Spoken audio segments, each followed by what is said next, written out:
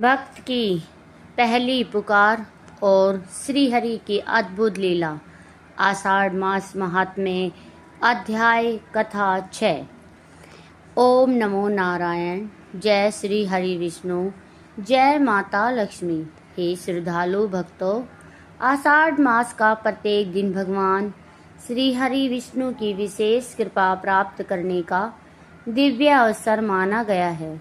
जो भक्त इस मास में श्रद्धा, विश्वास और भक्ति के साथ भगवान का स्मरण करता है, उसके जीवन के अनेक संकट दूर होने लगते हैं। आज हम आषाढ़ मास महात्म्य कथा के 6 अध्याय को सुनाएंगे। यह कथा हमें सिखाती है कि भगवान केवल धन, वैभव या बाहरी आबंडर नहीं देखते, बल्कि वे भक्त के निर्मल हृदय और सच्ची भावना को स्वीकार करते हैं। बहुत समय पहले एक सुंदर राज्य था। वहाँ एक निर्धन ब्राह्मण रहता था। उसका नाम हरिदास था। वह अत्यंत धर्मपरायण था, परंतु उसके घर में घोर निर्धनता थी। कई बार ऐसा होता कि परिवार को एक समय का भोजन भी कठिनाई से मिलता। फिर भी उसके मुख से कभी भगवान का नाम नहीं छूटता था। प्रतिदिन प्रातःकाल वह नदी में स्नान करता, तुलसी दल लेकर भगवान श्री हरि का पूजन करता और कहता, हे प्रभु, मेरे पास आपको अर्पित करने के लिए धन नहीं, स्वर्ण नहीं, रतन नहीं। मेरे पास केवल सच्ची भक्ति है। यदि आपको स्वीकार है तो मेरा जीवन धन्य हो जाए। भगवान विष्णु वैकुंठ धाम में विराजमान थे। माता लक्ष्मी ने मुस्कुराकर पूछा, प्रभु, संसार में कितने ही लोग आपका पूजन करते हैं, पर आज आपका ध्यान बार बार पृथ्वी की ओर क्यों जा रहा है? भगवान श्री हरि ने कहा, देवी, पृथ्वी पर एक ऐसा भक्त है जिसके पास कुछ भी नहीं, फिर भी उसका विश्वास अटल है। उसका प्रेम मुझे अत्यंत प्रिय है। समय आ गया है कि उसकी भक्ति की परीक्षा भी हो और मेरी कृपा भी प्राप्त हो। इधर धरती पर आषाढ़ मास का शुभ प्रारंभ हो चुका था। मंदिरों में भजन कीर्तन होने लगे। संत भगवान की महिमा का गुणगान कर रहे थे और भक्त व्रत, दान और जप में लगे थे। हरिदास भी प्रतिदिन मंदिर जाकर भगवान के दर्शन करना चाहे, उसे स्वयं भूखा ही क्यों न रहना पड़े। एक दिन मंदिर में महंत ने घोषणा की, आषाढ़ मास के 7 दिनों तक अखंड विष्णु नाम कीर्तन होगा। जो श्रद्धा से इसमें सम्मिलित होगा, उसके जीवन के पाप नष्ट होंगे और भगवान की विशेष कृपा प्राप्त होगी।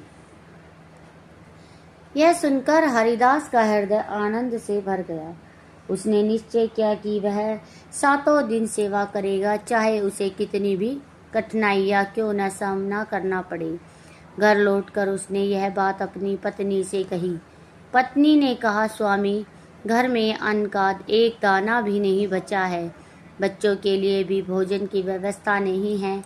हरिदास शांत स्वर में बोला, जिस भगवान ने अब तक हमारी रक्षा की है, वही आगे भी करेंगे। आषाढ़ मास में उसकी सेवा छोड़ देना उचित नहीं। पत्नी ने भी भगवान पर विश्वास किया और कहा, यदि यही श्री हरि की इच्छा है तो हम भी प्रसन्नता से यह कष्ट सह लेंगे।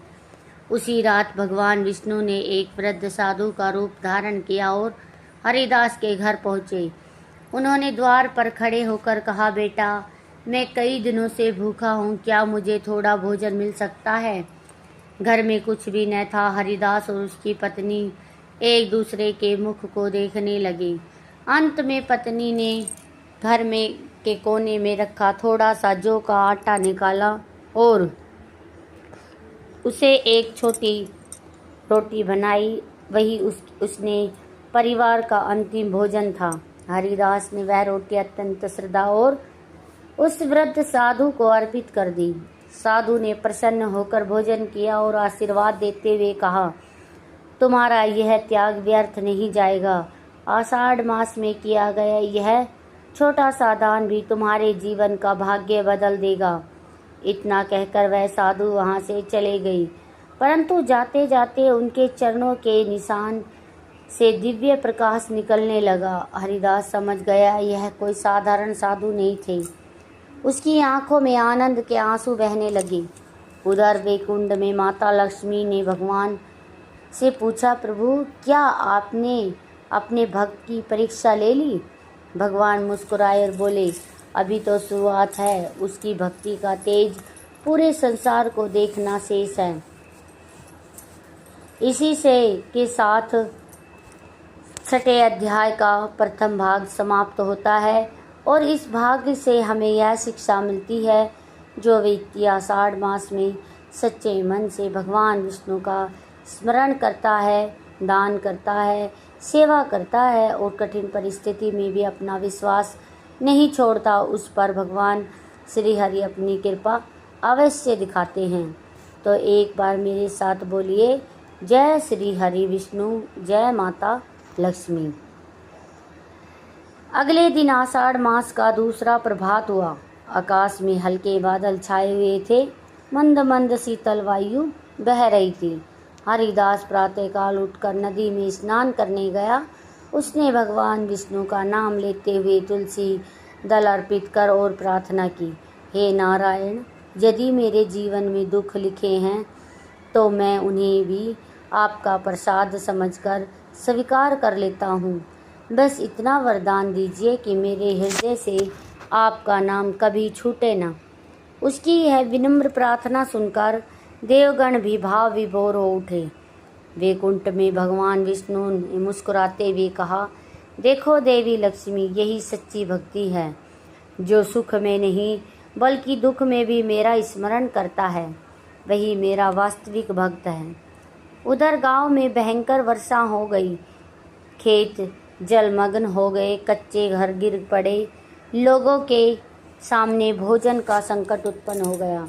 हरिदास का छोटा सा झोपड़ा भी टपकने लगा, लेकिन उसके मुख पर चिंता न थी।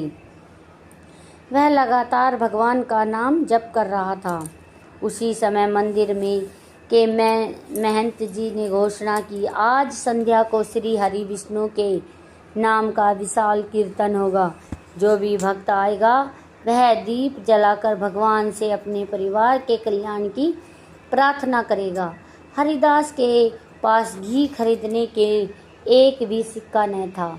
उसने जल से कुछ सूखी रुई और थोड़ा सा तिल्ली का तेल उधार लेकर एक छोटा सा दीपक तैयार किया। संध्या होते ही मंदिर भक्तों से भर गया। कहीं शंख बज रहे थे, कहीं घंटियों की मधुर ध्वनि गूंज रही थी। ओम नमो नारायण का जप वातावरण को पवित्र बना रहा था। धनवान लोगों ने चांदी और पीतल के बड़े बड़े दीप जलाए, सुगंधित पुष्पों के और भोगों से भगवान का श्रृंगार किया। हरिदास चुपचाप सबसे पीछे बैठ गया। उसके हाथ में मिट्टी का एक छोटा सा दीपक था। कुछ लोगों ने उसका उपहास किया, देखो यह निर्धन ब्राह्मण भी भगवान को मिट्टी का दिया चढ़ाने आया है, इससे क्या होगा? हरिदास ने किसी की बात का उत्तर न दिया। उसने श्रद्धा से दीप भगवान के चरणों में रख दिया और आंखें बंद करके प्रार्थना करने लगा। उसी क्षण एक अद्भुत चमत्कार हुआ। तेज हवा चलने लगी। मंदिर में बड़े बड़े दीपक एक एक करके बुझ गए, परंतु हरिदास का छोटा सा दिया बिना डगमगाए जलता रहा। उसकी लौ पहले से अधिक उज्ज्वलित हो गई। सभी भक्त आश्चर्यचकित रह गए। महंत ने कहा, यह भगवान की कृपा का संकेत है। श्री हरि ने आज यह सिद्ध कर दिया कि उन्हें वस्तुओं का मूल्य नहीं बल्कि भक्ति की भावना प्रिय है। उसी समय मंदिर में एक तेजस्वी संत का आगमन हुआ। उन्होंने हरिदास को अपने पास बुलाया और बोले, वत्स, आषाढ़ मास में श्रद्धा से जलाया गया यह छोटा दीपक भी हजारों दीपों के समान फल देता है। तुम्हारी भक्ति से भगवान अत्यंत प्रसन्न हैं, किंतु अभी तुम्हारी एक और परीक्षा शेष है। धैर्य मत छोड़ना। हरिदास ने संत के चरण स्पर्श किए और कहा, गुरुदेव, यदि भगवान की इच्छा में ही मेरी परीक्षा है तो मैं उसे भी प्रसाद मानकर स्वीकार करता हूँ। रात्रि में जब हरिदास अपने घर लौटा तो उसने देखा कि उसकी झोपड़ी के बाहर एक छोटी सी पोटली रखी हुई है। उसमें कुछ चावल, दाल और थोड़ा सा आटा था। किसी को पता नहीं था कि वह किसने रखा। हरिदास समझ गया कि यह भी भगवान की ही कृपा है। उसने पहले उस अन्न का एक भाग भगवान को अर्पित किया, फिर उस अपने परिवार को भोजन कराया।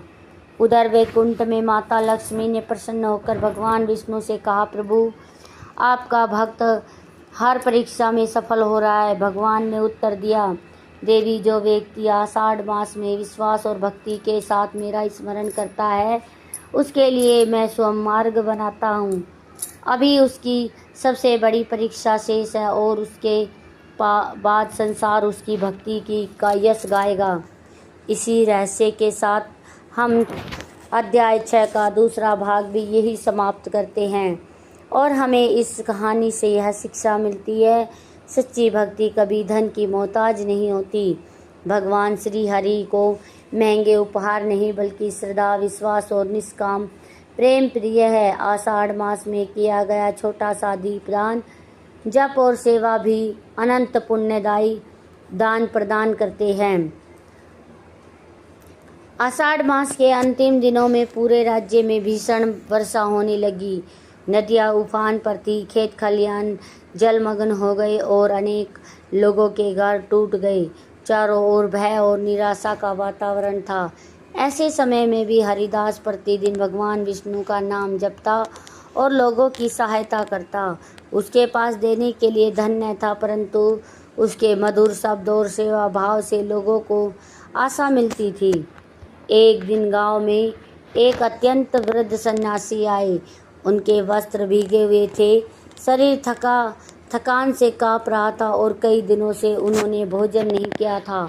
गांव में अधिकांश लोगों ने उन्हें अनदेखा कर दिया। हरिदास ने उन्हें सम्मान पूर्वक अपने घर बुलाया। घर में केवल थोड़ा सा भोजन बचा था जो उसे उसके परिवार के लिए रखा था। पत्नी ने मुस्कुराकर कहा, स्वामी, पहले अतिथि को भोजन कराइए, यदि भगवान चाहेंगे तो हम भी भोजन कर लेंगे। हरिदास ने वही भोजन सन्यासी को प्रेम पूर्वक परोस दिया। वृद्ध सन्यासी की आंखों में करुणा और प्रसन्नता दोनों झलक रही थी। भोजन समाप्त होने के बाद उन्होंने कहा, वत्स, संसार में बहुत लोग भगवान की पूजा करते हैं, परंतु जो भूखे में भगवान को देखता है वही सच्चा भक्त होता है। इतना कहते ही अचानक चारों ओर दिव्य प्रकाश फैल गया। वृद्ध सन्यासी का रूप बदलने लगा। उनके स्थान पर 4 चतुर्भुजधारी शंख, चक्र, गदा और पद धारण किए हुए भगवान श्री हरि विष्णु प्रकट हो गए। उनके साथ माता लक्ष्मी भी विराजमान थी। हरिदास और उनकी पत्नी भाव विभोर होकर भूमि पर दंडवत लेट गए। उनकी आंखों से आनंद के आंसू बहने लगे। भगवान श्री विष्णु ने मधुर स्वर में कहा, वत्स हरिदास, मैं तुम्हारी कई बार परीक्षा ले ली। कभी इस वृद्ध साधु बनकर आया, कभी भूखा अतिथि बनकर आया, कभी कठिन परिस्थितियां भेजी, परंतु तुमने हर बार विश्वास, सेवा और भक्ति का मार्ग नहीं छोड़ा। इसलिए मैं स्वयं तुम्हारे दर्शन देने आया हूँ। हरिदास ने हाथ जोड़कर कहा, प्रभु, मुझे धन, राज्य, वैभव नहीं चाहिए। बस इतना वर दीजिए कि मेरा मन सदा आपके चरणों में लगा रहे और मेरा जीवन आपकी भक्ति में लगा रहे। तुमने संसार की सबसे बड़ी संपत्ति मांगी है। भगवान मुस्कुराए, फिर भी मेरी कृपा से तुम्हारे घर में कभी अन्न की कमी नहीं होगी। तुम्हारा परिवार सुखी रहेगा और जो श्रद्धा से आषाढ़ मास में इस कथा का श्रवण करेगा वह मेरी विशेष कृपा का पात्र बनेगा। भगवान के वचन समाप्त होते ही श्री हरि की टूटी हुई कुटिया झोपड़ी सुंदर और स्वच्छ गृह में बदल गई। अन्न के पात्र भर गए, गाय आंगन में आ गई। पूरे गांव में यह अद्भुत दृश्य देखा और सभी भगवान श्री हरि की जय जयकार करने लगे। गांव के वही लोग जिन्होंने कभी हरिदास का उपहास किया था अब उसके चरणों में आकर क्षमा मांगने लगे। हरिदास ने किसी से वैर नहीं रखा। उसने कहा, यदि भगवान ने मुझे कुछ दिया है तो वह केवल उसकी कृपा। हमें कभी किसी का अपमान नहीं करना चाहिए, क्योंकि सच्चा भक्त किसी भी रूप में मिल सकता है। इसके बाद पूरे गांव में आषाढ़ मास का व्रत, भगवान विष्णु का नाम स्मरण, तुलसी पूजा, दीपदान और दान पुण्य की परंपरा और अधिक श्रद्धा से बढ़ने लगी। गांव में सुख, शांति और समृद्धि का वास हो गया। कहा जाता है कि जीवन में के अंत में भगवान विष्णु के दिव्य दूत स्वयं श्री हरि को वैकुंठ धाम ले गए, जहाँ उन्हें भगवान के चरणों में नित्य सेवा का सौभाग्य प्राप्त हुआ। भगवान को धन नहीं बल्कि सच्ची श्रद्धा और निष्काम भक्ति प्रिय है। आषाढ़ मास में किया गया जप, तप, दान और भगवान विष्णु का स्मरण अनेक जन्मों के पापों को क्षय करने वाला माना गया है। अतिथि सेवा, भूखे को भोजन और दीन बंधुओं की सहायता भगवान की सच्ची पूजा है। कठिन समय में भी जो व्यक्ति भगवान पर विश्वास बनाए रखता है, उसकी रक्षा स्वयं श्री हरि करते हैं। किसी निर्धन या साधारण व्यक्ति का कभी अपमान नहीं करना चाहिए, क्योंकि भगवान किसी भी रूप में परीक्षा लेने आ सकते हैं। जो श्रद्धा और विश्वास के साथ आषाढ़ मास महात्म्य की कथा का श्रवण या पाठ करता है, भगवान श्री हरि, विष्णु और माता लक्ष्मी की कृपा इसे उसकी जीवन में सुख, शांति, समृद्धि और आध्यात्मिक उन्नति का मार्ग प्रशस्त करता होता है।